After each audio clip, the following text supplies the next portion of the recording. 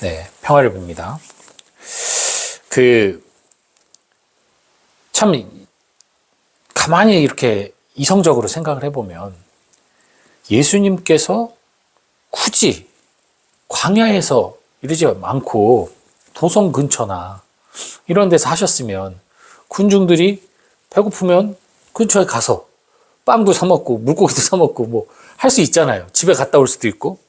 근데 굳이 광야까지 끌고 나오셔서, 광야에서 사흘 동안이나, 물론 예수님이 놀고 계셨던 건 아니죠. 그 사흘 동안 군중들이 중에 병자들을 치유하시고 불구자들을 또 치유하시고 눈먼이들을 또 보게 하시면서 말 못하는 일은 또 말하게 하시고 하는 그런 병자들을 고쳐주시는 행위를 하고 계시긴 하셨지만 그들은 병 고침을 받고 돌아간 것이 아니고 또 말씀을 듣고 돌아간 것이 아니고 사흘 밤낮을 예수님 근처에 머물면서 떠나질 않았다는 얘기잖아요. 물론 뭐 아무 준비 없이 온 사람도 있겠지만 나름대로 뭐 하루치 식량을 쌓은 분들도 계셨겠죠. 근데 어쨌든 이제 굶주리는 이들이 속출하고 정말 배고파서 쓰러지려고 하는 사람들이 보이니까 예수님이 저 군중이 가엾다. 어이구 사흘이나 이렇게 굶고 있으니까 이게 이들을 그냥 돌려보내고 싶진 않다라고 말씀하세요. 이게 참 아이러니한 거예요. 진짜게 예수님이 야 너희들 나 계속 있을 거니까 집에 갔다 와 할 수도 있는데 그렇게 안 하시고 사흘 동안을 그들을 그대로 그 광야에 머물게 하셨다는 거. 물론 그들은 예수님의 말씀과 기적에 매료돼서 사흘이든 닷새든 아마 계속 머물러 있었을 거예요. 하지만 그럼에도 불구하고 인간은 육신을 갖고 있고 육체적 한계가 있기 때문에 아무리 내 정신이 말짱하다고 생각하더라도 육신이 무너지기 시작하면 그것은 정신에도 영향을 끼치게 되는 거죠. 뭐 환각이 일어난다던가 잘못될 수 있습니다. 그래서 예수님께서 제자들에게 그들을 이렇게 모여서 그룹으로 앉혀놓고 빵을 떼어주시고 물고기도 이렇게 나눠주시는 그런 행위가 나오는데 저는 여기에서 또 미사의 그런 어떤 모습이 느껴지기도 했습니다.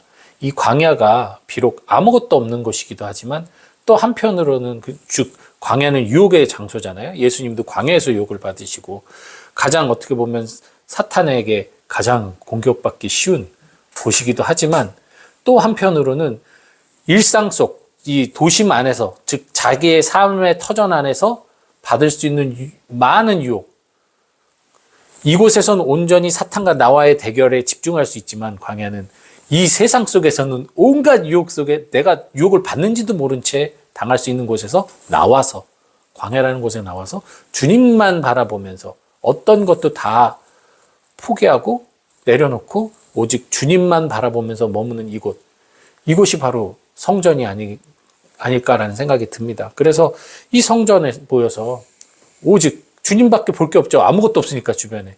그리고 주님 외에는 바로 나와 함께하는 이웃들. 함께 주님을 바라보는 이웃들, 교우들이겠죠. 함께 그렇게 주님을 바라보고 있는데 그런 이들에게 주님은 영적인 치유뿐만 아니라 육적인 치유도 허락을 하신다는 거. 그리고 이 가엾이 여기는 그 주님의 마음, 오늘 이사야서에 나오는 그런 하느님의 만찬을 베풀어 주잖아요. 온 민족에게 그 마음을 이제 이 군중들에게 베푸시는데 여기서 또 하나 또 주목할 사실은 바로 제자들이에요. 제자들은 예수님의 그 모습을 믿은 게 아니잖아요. 솔직히. 온전히 믿은 게 아니잖아요. 이거 어떻게 하라는 거야? 그래서 시키는 대로는 하긴 했지만 몰라요. 사실 이 제자들이 지금 한 게 예수님의 빵과 물고기를 나눠주는 행위가 바로 우리 미사의 성체와 성혈의 분배자, 배령자로서 사제들의 역할을 한 거잖아요. 비록 이 제자들이 완전한 믿음과 확고한 신앙과 이것으로 그 예수님의 명령을 수행한 게 아니에요. 그들도 한 조각의 의욕을 품고 나약한 인성으로 인해서 이렇게 할 필요가 있나 그냥 돌려보내시지 왜 이러면서도 주님이 명령한 것에 순명해서 그들은 따랐어요. 그리고 그 따름이 놀라운 기적을 일으켰습니다. 그래서 사제들이 훌륭한 사제, 놀라운 사제, 대단한 사제가 성체 분배하면 그 성체가 막 예수님의 더 큰 몸이 되는 것이 아니라 완전한 예수님의 사랑을 사제들은 전달해 주는 뿐이에요. 전달자의 역할을 하는 겁니다. 이 성체 주님을 여러분들에게 모셔다 드리는 거예요. 왜? 이 신자들이 정말 예수님의 사랑 안에, 예수님의 그 안타까운 마음 안에 그곳에 광야에 앉아서 편하게 주님을 받아들일 수 있도록 하기 위해서 사제들의 역할은 또 거기 있다라는 사실도 오늘 또 복음 말씀을 통해 좀 느껴지고요. 특별히 또 이 예수님의 이 마음, 저 군중이 가엾구나. 먹을 것이 없다. 야, 길에서 쓰러질지도 모르니 그들을 굶겨서 돌려보내고 싶지 않다. 수많은 눈머니를 눈뜨게 하고 벙어리를 말하게 하고 불구자를 걷게 하는 예수님께서 굶겨서 이렇게 고통받는 건 막을 수가 없어. 이것은 그렇다는 것은 예수님도 정말 인간으로서 당신도 시장하고 허기진 것은 막을 수 없다는 사실. 이게 참 놀랍지 않습니까? 병도 고치는 사람이 배고픔은 못 고친다는 거.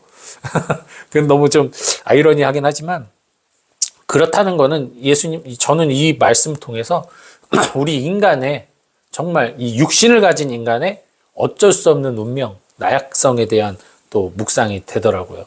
예수님도 인간으로 오셨기 때문에, 하느님이 인간으로 오셨기 때문에 배고픔을 느끼는 것이고, 우리가 아무리 영적으로 충만하려고 노력을 해도 몸의 육신의 어떤 본능적인 결핍이라던가 부족함을 견디는 것은 쉽지 않다는 거. 그래서 우리들이 건강한 영성 생활을 하기 위해서는 저는 건강한 육신도 필요하다고 봅니다. 일부러 아프게 살고 일부러 편퇴하던 그 중세에 학대하는 신앙이 아니에요, 이제는. 그죠? 이제 그거는 교회에서도 금하고 있잖아요. 일부러 식사 안 하고 일부러 고행을 하는 그것이 아니라 정말 건강하게 몸을 가꾸면서 또 건강한 정신과 함께 또 하느님을 정말 사랑으로 믿을 수 있도록 주님께서는 그렇게 초대하고 계시니까요. 억지로 내가 주님을 더 사랑하기 위해서 억지로 고행을 하고 억지로 극단적인 것을 하는 그러한 어떤 모습을 자꾸만 반복하려고 하고 또 주변 사람들에게 그것을 자꾸만 강요하시는 분들이 가끔 계세요, 진짜. 근데 그것은 제가 볼 때는 옳은 모습은 아닌 것 같습니다. 정말 주님을 위해 간혹 가다가 이 광야에 머무는 자체가 사실은 고행이거든요. 이렇게 우리가 삶 속에서 떠나서 피정을 하는, 피세정념하는 피정이라던가 혹은 내가 스스로 기도 안에서 내적으로 조금은 나의 욕심이나 나의 지금 하고자 하는 어떤 원의를 내려놓고 주님을 위해서 시간을 내어드리는 그 자체가 사실은 고행이기도 하고 그 자체가 또 은총의 광야의 시간이기도 하거든요. 그런 시간을 좀 많이 만드는 것은 유익하나 일부러 무슨 주님을 위해서 한다고 하면서 40일 단식을 하면서 그냥 쫄쫄 굶으면서 먹을 것만 고민하고 이것은 오히려 남들이 하는 모습을 따라가는 것은 좋은 게 아니라고 저는 봐요. 스스로 하는 어떤 고행이 아니라 누가 저렇게 고행했는데 은총 많이 받았대 하면서 이렇게 따라가는 그런 좀 신앙이 아니라 여러분들이 정말 주님을 사랑해서 주님을 위해 광야에 머무는 그런 삶, 그리고 주님만으로 행복할 때 주님께서는 이렇게 영적으로 육적으로 채워주신다는 사실을 좀 여러분들 신자분들이 좀 이해하시고 또 우리 또 종교 지도자들도 이 분배자로서 또 전달자로서 그들이 정말 주님 안에서 어떠한 광야의 그 어떠한 맹수의 공격이나 어떠한 공격도 그들을 해치지 못하게 할 것이라는 그 영적으로 완전한 삶을 살 수 있도록 저희들이 돕는 역할을 또 충실히 해야 되지 않을까라는 또 생각도 해보게 됩니다.